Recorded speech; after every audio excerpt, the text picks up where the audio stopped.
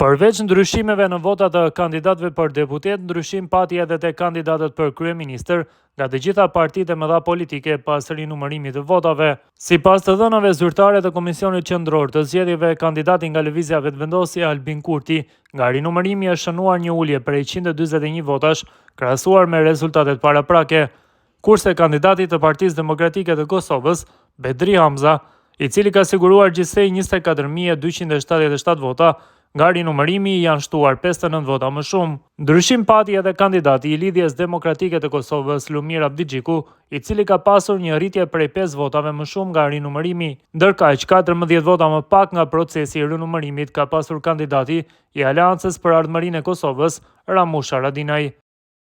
Rinumërimi i deri tanishëm i votave ka lënë jashtë kuvendit ministrin në detyrë të zhvillimit rajonal dhe kryetarin e Partisë Demokratike Turke të Kosovës, Fikrim Damkën. Bazuar në shifrat e deri tanishme, mandati pritet i kalojë Ergul Mazdrekut, i cili ka 2511 vota, me 15 vota më shumë nga rinumërimi. Damkës deri tash janë hequr 68 vota, të cilat i ishin përshkruar rreshëm.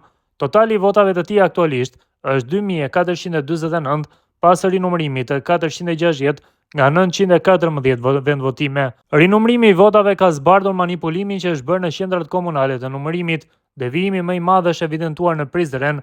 Deri tash në këtë komunë janë rinumëruar 188 nga 208 vendvotime. Në qendrën e numërimit dhe rezultateve është duke vazhduar numërimi i fletvotimeve, sipas listës së vendvotimeve për të cilat KQZ ka marrë vendim që të rinumërohen.